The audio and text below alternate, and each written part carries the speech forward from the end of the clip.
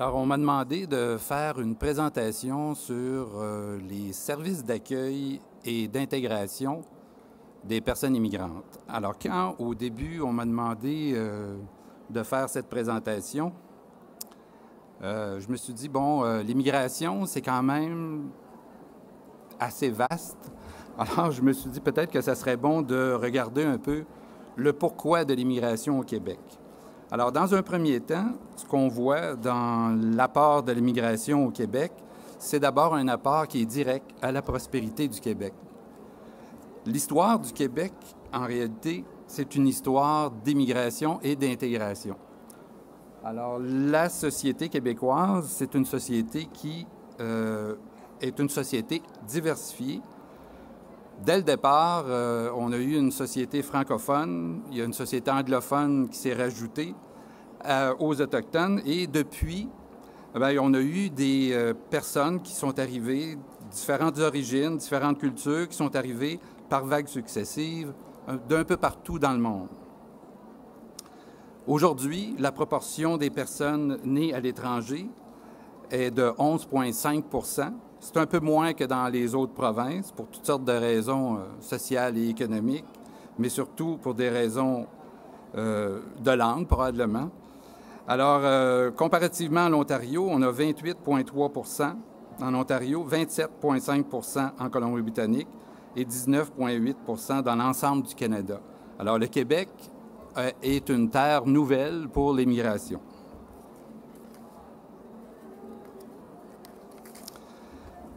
Si on regarde la progression récente de l'immigration, on peut voir que depuis l'an 2000, on est passé de 32 000 personnes, évidemment, ça comprend les hommes, les femmes et les enfants, 32 500 personnes à 51 737. Alors, c'est presque 20 000 de plus en l'espace de 11 ans, ce qui est quand même une progression remarquable au Québec. Alors, qu'est-ce que l'immigration? En quoi ça consiste? Alors, pour nous, du ministère de l'Immigration et des Communautés culturelles, c'est deux groupes distincts. Alors, c'est l'immigration permanente et l'immigration temporaire. Dans l'immigration permanente, comme vous pouvez voir sur le graphique qui est là, mais probablement, vous ne pouvez pas tous voir ce que c'est. Alors, l'immigration permanente, c'est l'immigration économique, l'immigration familiale, l'immigration humanitaire. On retrouve à l'intérieur de l'immigration économique une catégorie travailleurs qualifiés, qui est la catégorie la plus importante, les gens d'affaires. Et il y a, dans la catégorie des travailleurs qualifiés, on retrouve le programme régulier, ce qu'on appelle le programme régulier des travailleurs qualifiés, et le programme d'expérience québécoise, auquel il a été fait référence un peu plus tôt lors de la présentation, lors du lancement du salon tantôt.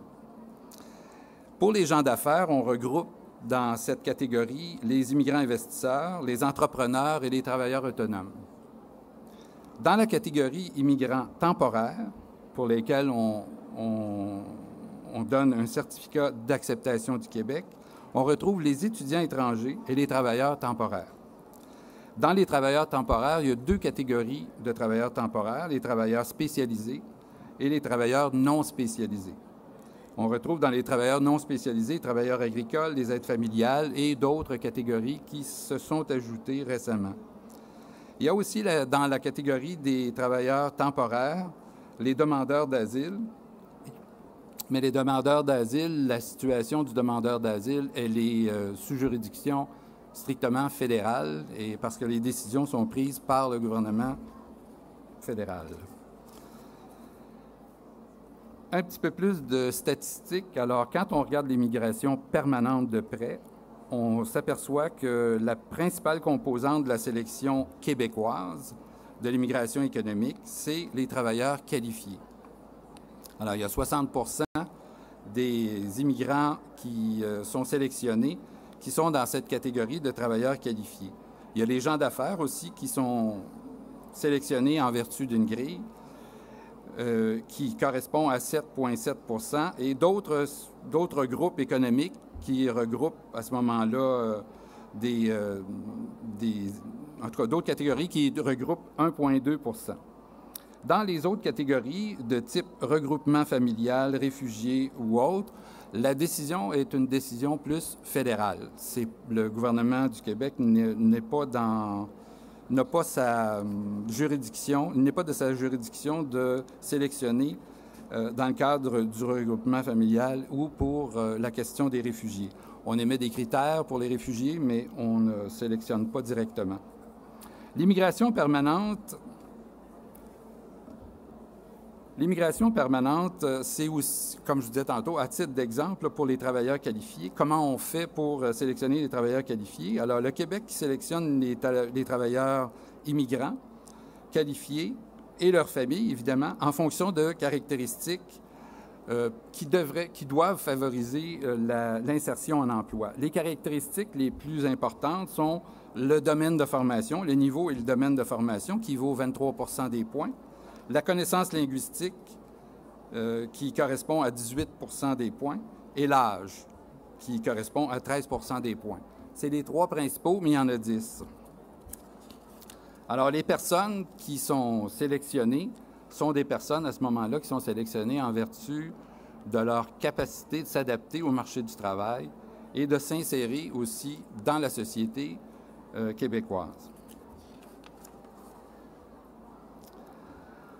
Alors, quand on parle d'intégration, maintenant qu'on a placé un peu qui sont les immigrants, quelle est la situation des personnes immigrantes, qui sont-ils, d'où viennent-ils, combien sont-ils, là, il faut regarder à ce moment-là comment on va faire l'intégration, parce que dans les deux missions du ministère, il y a l'immigration, bien sûr, la sélection, mais il y a aussi toute la question de l'intégration. Et ce qui motive le ministère, c'est d'abord et avant tout de favoriser l'intégration, mais dans le respect des valeurs québécoises.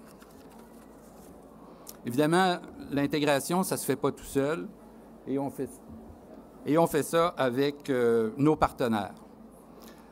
Le ministère ne peut pas voir à répondre à tous les besoins de tout le monde partout. Alors, on a besoin de nos partenaires. Nos principaux partenaires, évidemment, ce sont les organismes communautaires ou à but non lucratif qui sont répartis sur l'ensemble du territoire, les regroupements associatifs d'organismes communautaires, des organismes socio-économiques, de la communauté des affaires, les syndicats, les ordres professionnels et les autres organismes de réglementation qui sont dans le domaine des professions et des métiers réglementés. Il y a aussi, on demande aussi à des partenaires ministères et organismes gouvernementaux de travailler aussi à l'intégration des personnes immigrantes. Les conférences régionales des élus, les municipalités, les agences de la santé et des services sociaux, les centres locaux de développement, les carrefours jeunesse, emploi et toutes les autres instances de concertation locales et régionales sont aussi mis à contribution. Les organisations internationales aussi nous fournissent un support aussi en ce qui concerne notamment les personnes réfugiées prises en charge par l'État. On retrouve aussi parmi nos partenaires les universités, les cégeps et les commissions scolaires. Évidemment, toute la question de la francisation sont des questions qui les interpellent de près, mais aussi toutes les autres questions qui sont du domaine de l'intégration sociale. Alors, quand on pense à l'immigration, on pense souvent aux travailleurs immigrants, mais il y a aussi des familles. Et à l'intérieur de ça, bien, il y a des gens qui vont se préparer à devenir des citoyens du Québec. Et on pense aussi qu'à ce moment-là, les universités, les cégeps et les commissions scolaires sont des lieux de socialisation importants. Les chercheurs universitaires sont aussi des partenaires puisqu'ils nous aident à avoir une vision différente, en fait, et d'analyser des situations qui font en sorte qu'on peut améliorer l'intégration des personnes immigrantes dans notre société québécoise. Et il y a aussi beaucoup d'autres acteurs socio-économiques dans le secteur privé ou dans le secteur public qui vont contribuer aussi à favoriser l'intégration des personnes immigrantes. Alors, le ministère a développé une approche d'intégration différente qui a évolué aussi avec le volume de personnes immigrantes qui sont arrivées au Québec. Dans notre nouvelle approche partenariale, on vise à intervenir de façon distincte et les actions qu'on veut faire avec nos partenaires, bien, ça vise à agir d'abord dans les collectivités pour encourager l'ouverture à la diversité, favoriser aussi les relations interculturelles harmonieuses entre les personnes immigrantes qui arrivent dans le Québec et la société d'accueil aussi vis-à-vis des personnes immigrantes. On vise à offrir des conditions qui sont propices à l'établissement durable des personnes immigrantes dans toutes les régions du Québec. On a un programme nouveau qui s'appelle le Programme de mobilisation diversité qui est mis en place, qui va être mis en place bientôt. On a aussi une autre action avec nos partenaires et elle vise, celle-là, à agir auprès des personnes immigrantes pour faciliter leur intégration. Ce programme-là, c'est un programme qui s'appelle le programme Réussir l'intégration, qui est aussi un nouveau programme qui va être mis en application en juillet. On a un troisième programme qui, lui, vise à soutenir la mission globale des organismes communautaires autonomes, qui s'appelle le programme de soutien à la mission. Évidemment, les interventions qu'on fait auprès des organismes communautaires, c'est des interventions, comme je vous disais tantôt, qui sont de l'ordre du partenariat avec ces organismes-là, qui interviennent directement dans toutes les régions auprès des personnes immigrantes. Alors, qui sont nos clientèles? Alors, le ministère, quand il fait des interventions d'accueil et d'intégration, il vise à ce moment-là différentes clientèles. Les premières clientèles avec lesquelles on entre en contact, ce sont les candidats à l'immigration, évidemment, les candidats qui sont sélectionnés à l'étranger ou sur place, qui peuvent avoir des besoins en matière d'accueil et d'intégration, mais souvent plus aussi en termes d'information, parce qu'il faut être bien informé. Les personnes immigrantes qui sont nouvellement arrivées, lorsqu'on arrive dans un nouveau pays, on a toutes sortes de questions et on cherche des réponses. Alors, c'est aussi une clientèle qui, dans la chronologie, devient importante pour nous. Les Québécoises et les Québécois de minorités ethnoculturelles, et notamment dans les clientèles peut-être les plus vulnérables, sont aussi dans la catégorie de nos clientèles priorisées. Les personnes ayant obtenu un diplôme hors du Québec, alors sont aussi, vous allez voir un peu plus tard, là, font partie des clientèles à qui on offre un service d'évaluation. Les entreprises privées, publiques, parapubliques, sont aussi de ces clientèles. Les regroupements d'employeurs et les syndicats sont des clients aussi qui favorisent la diversité à l'intérieur de leurs entreprises. Et évidemment, toute la population du Québec fait partie de notre clientèle puisque, comme je vous disais tantôt, on a à faire aussi la promotion de la diversité à l'intérieur de notre société. Alors, le modèle québécois d'intégration et de gestion de la diversité, c'est un modèle relativement nouveau à qui on a donné le nom d'interculturalisme. Alors, c'est quoi l'interculturalisme? En fait, ça a pour but d'encourager le rapprochement interculturel et l'ouverture à la diversité entre les nouveaux arrivants et la société d'accueil. C'est basé, en fait, sur une notion de réciprocité, et ça, c'est vraiment au cœur du modèle interculturel québécois. C'est quoi la réciprocité? Bien, c'est la société qui, dans son ensemble, est encouragée à l'ouverture à la diversité et qui favorise à ce moment-là, parce que cette ouverture à la diversité-là favorise les relations interculturelles pour qu'elles soient harmonieuses, et ça offre aussi des conditions propices à l'établissement durable des personnes immigrantes dans toutes les régions du Québec. En contrepartie, les personnes immigrantes qui acceptent d'adhérer aux valeurs de la société québécoise, bien, ils s'engagent, eux autres aussi, à un parcours dans un parcours d'intégration, et c'est elles qui vont être les responsables aussi de ce parcours d'intégration-là. Alors, quand on pense à adhérer aux valeurs québécoises, bien évidemment, ça implique de les connaître. Alors, comment fait-on connaissance avec les valeurs québécoises? En prenant un verre d'eau.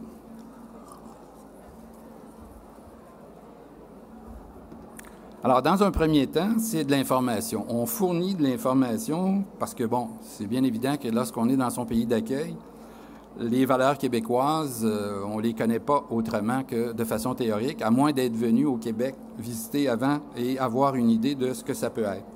Alors, pour favoriser le partage des valeurs communes, on a une déclaration qui est signée lorsque les gens font une demande d'émigration.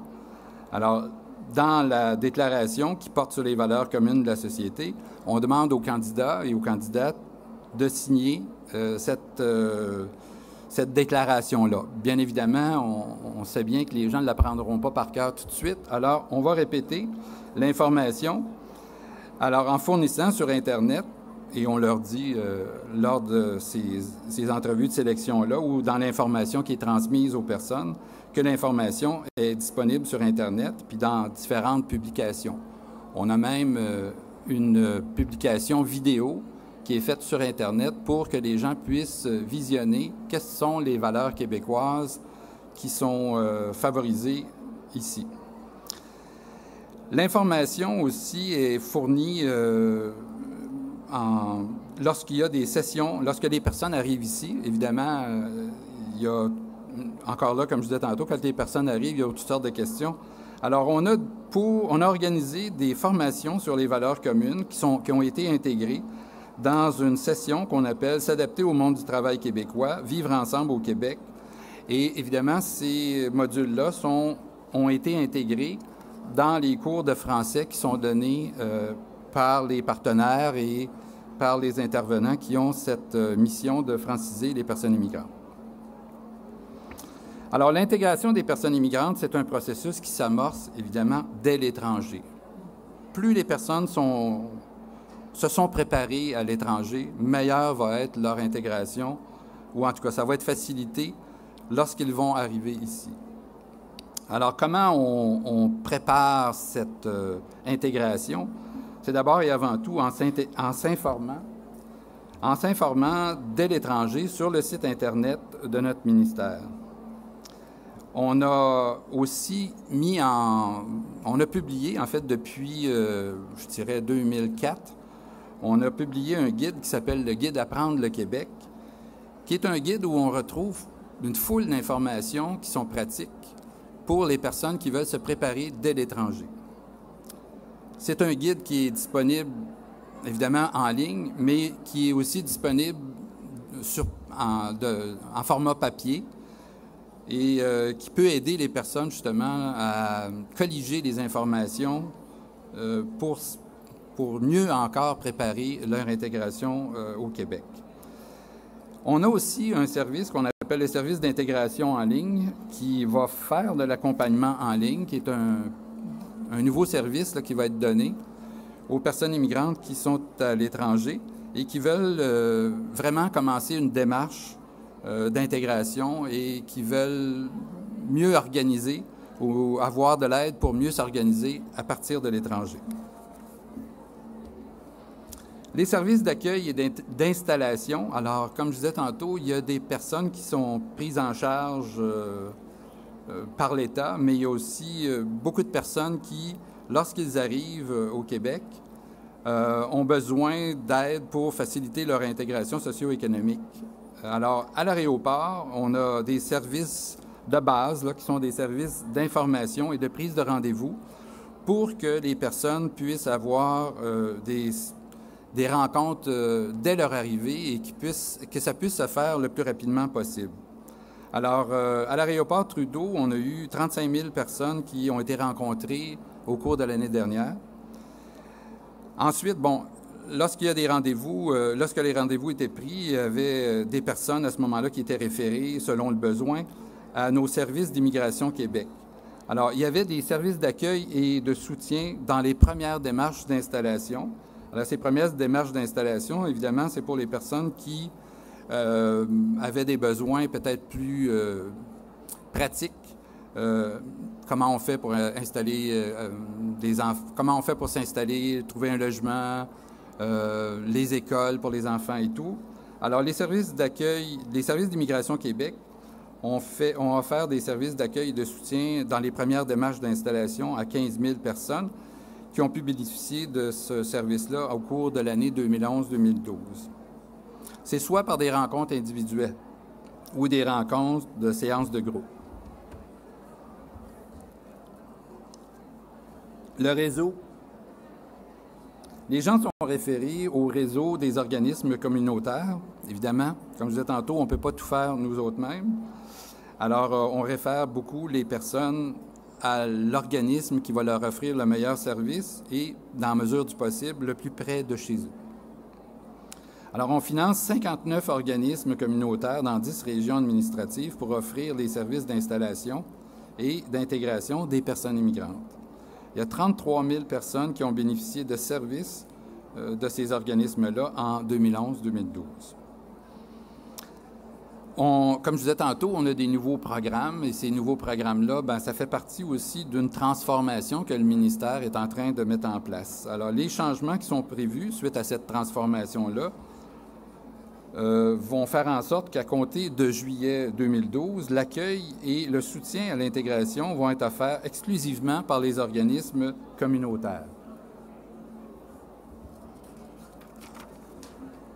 Les services aux personnes réfugiées, alors je disais tantôt, qui sont prises en charge par l'État. Alors, pour faciliter l'intégration socio-économique de ces personnes-là, le ministère va faciliter les premières démarches d'installation de cette clientèle-là par la réalisation d'actions en collaboration avec les organismes communautaires. C'est d'abord, comme je disais tantôt, l'accueil à l'arrivée. Ces gens-là, la majeure partie du temps, arrivent d'un camp de réfugiés. Alors, mettons, le choc est un peu grand. Ils ont besoin d'accompagnement. On les transporte à ce moment-là dans les régions de destination. Les services d'hébergement sont fournis de façon temporaire et on aide à ce moment-là, on favorise en tout cas l'aide à la recherche du logement avec des organismes locaux. Il y a une aide matérielle aussi qui est fournie pour l'achat de biens nécessaires à l'installation lorsqu'ils ont trouvé un logement. Dans les changements qui sont prévus suite à la transformation, notre nouvelle approche partenariale va nous amener, dans les prochains mois, à ce que les organismes communautaires vont avoir un rôle accru dans le soutien de la démarche d'installation des personnes réfugiées prises en charge par l'État. Alors, dans les régions, les organismes vont être appelés à encore plus d'implication en matière d'accueil et d'intégration de ces personnes-là. En ce qui concerne les services de soutien à l'intégration, alors pour faciliter l'intégration socio-économique des personnes immigrantes, les services d'immigration Québec, comme je vous disais tantôt, on a eu des entrevues d'accompagnement, qui sont des entrevues un peu plus, ce qu'on appellerait peut-être de deuxième ligne. Alors, avec des personnes pour les aider à structurer leur processus d'intégration. Alors, on a eu des entrevues d'accompagnement avec 5 255 personnes en 2011-2012.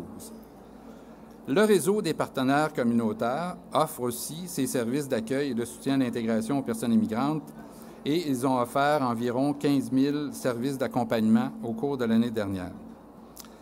Les sessions s'adapter au monde du travail québécois et vivre ensemble au Québec ont fourni à 6 700 personnes des sessions de formation.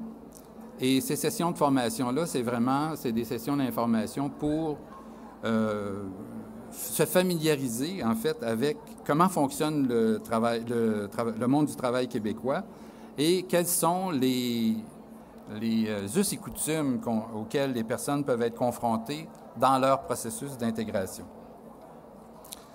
Les changements qui sont prévus suite à la transformation du ministère, alors on a évidemment des ententes. On a une entente avec le ministère de l'Emploi et de la Solidarité sociale afin que le ministère se retire des services d'adaptation au marché du travail pour que le ministère de l'Emploi et de la Solidarité sociale en assume l'entière compétence. Le ministère travaille conjointement avec le ministère de l'Emploi et de la Solidarité sociale, et plus particulièrement Emploi Québec, pour mettre en place un dispositif de services intégrés pour les personnes immigrantes nouvellement arrivées, et ça évidemment, ces interventions-là qui vont être faites, ça a un but, c'est d'augmenter le taux d'emploi des personnes immigrantes et d'accélérer leur intégration socio-économique dans les premières années d'intégration. En matière de reconnaissance des acquis et des compétences, alors des actions qui sont mises en place par le ministère sont des actions qui sont orientées en fonction de 3 besoins principaux. D'abord, mieux informer les personnes immigrantes dès l'étranger du processus de reconnaissance des acquis et des compétences au Québec, de mieux reconnaître aussi leur formation et leur expérience par des interventions qui sont faites auprès des organismes de réglementation et aussi mettre en place un meilleur accès aux formations d'appoint lorsque c'est jugé nécessaire pour leur intégration socio-professionnelle.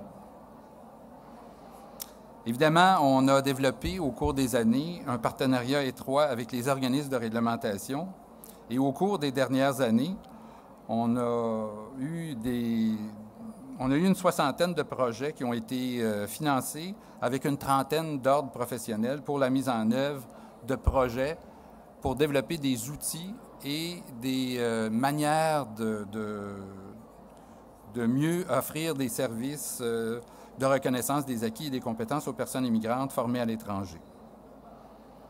En matière d'information et d'accompagnement dans les démarches d'accès aux professions et aux métiers réglementés, il y a eu 1000 personnes qui ont pu bénéficier d'un service d'accompagnement plus spécifique pour les aider dans leur démarche auprès des organismes de réglementation.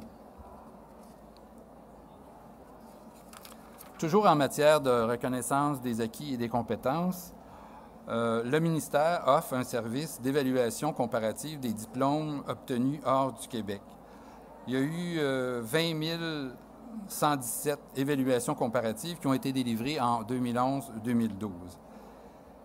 Les évaluations comparatives des diplômes obtenus hors Québec, ce n'est pas une équivalence. Alors, il faut faire attention, c'est vraiment le diplôme qui est évalué en fonction de la diplomation qu'on a au Québec. Alors, c'est plus une comparaison, une évaluation comparative des diplômes qu'une équivalence. Alors, il faut faire attention à la terminologie, mais aussi au sens du mot évaluation comparative des diplômes. En ce qui concerne les changements qui sont prévus suite à la transformation, le ministère a convenu qu'en juillet 2012, à compter de juillet 2012, l'accompagnement des candidats à l'exercice d'une profession ou d'un métier réglementé va être assumé par les organismes ou par l'organisme de réglementation responsable. Alors, les personnes vont devoir s'adresser directement à l'ordre professionnel ou aux organismes de réglementation qui sont visés par leur profession.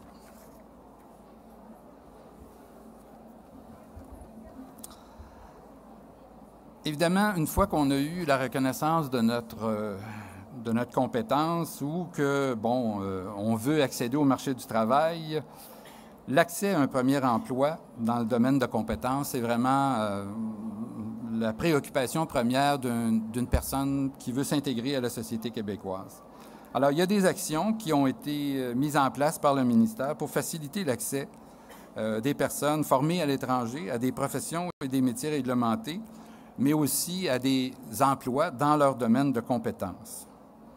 Alors, en collaboration avec Emploi Québec, il y a un programme qui s'appelle le Programme d'aide à l'intégration des immigrants et des minorités visibles en emploi, qu'on appelle communément le PRIM, le programme PRIM, qui, depuis 2005, a permis à 6 600 personnes d'obtenir un premier emploi dans leur domaine de compétences.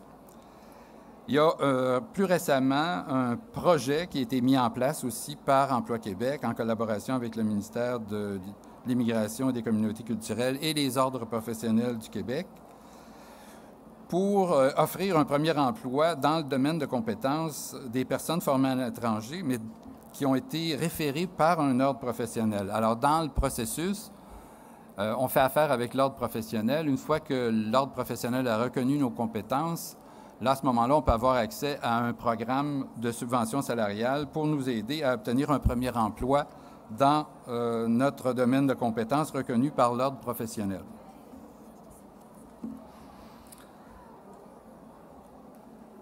Comme le disait tantôt le consul général de France, il y a des actions aussi qui ont été mises en place par le ministère pour accroître la mobilité professionnelle entre le Québec et la France.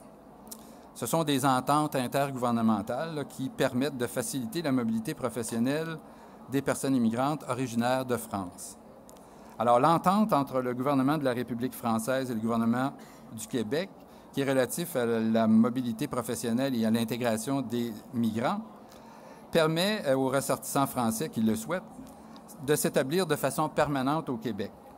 Le processus est facilité. C'est un processus qui permet à ce moment-là de passer d'un statut normal, entre autres, là, de passer d'un statut de temporaire à permanent par le programme de l'expérience québécoise. Pour les Québécoises et les Québécois qui souhaitent travailler en France, bien, c'est un peu la même chose aussi. On peut obtenir plus facilement un titre de séjour en France. Pour les entreprises du Québec, évidemment, bien, il y a une réponse aussi aux besoins de main-d'œuvre des entreprises du Québec qui est facilitée par l'intégration professionnelle des ressortissants français. Pour les entreprises de France, bien, l'établissement est aussi réciproque.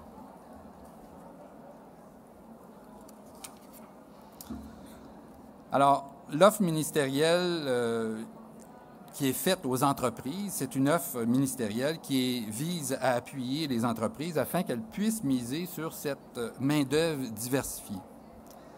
Alors, on vise des objectifs stratégiques qui sont d'augmenter le nombre d'entreprises québécoises qui vont avoir recours à la main-d'œuvre immigrante, et ce, évidemment, dans tous les postes au sein de leur organisation. On vise aussi à faciliter et à accélérer l'intégration en emploi des personnes immigrantes en soutenant les entreprises dans leur démarche de recrutement et d'intégration des travailleurs qualifiés. On lit dans les journaux qu'il va y avoir de plus en plus de postes disponibles compte tenu de la situation, de l'évolution de la situation de la main-d'œuvre active au Québec. Alors, on compte beaucoup sur les entreprises pour créer des ouvertures auprès des compétences qu'ont les personnes immigrantes, et le ministère va faire justement des ententes avec des intervenants interministériels, des intervenants auprès des entreprises pour promouvoir dans une perspective de continuité, de promouvoir à ce moment-là des services et des outils qui vont faciliter les démarches associées au recrutement et à l'embauche des personnes immigrantes, à la gestion et à la gestion de la diversité au sein de l'entreprise, à la francisation en milieu de travail et à l'intégration sociale en emploi. Ces interventions-là qu'on va faire en collaboration avec Emploi Québec sont des interventions qu'on va faire dans toutes les régions du Québec.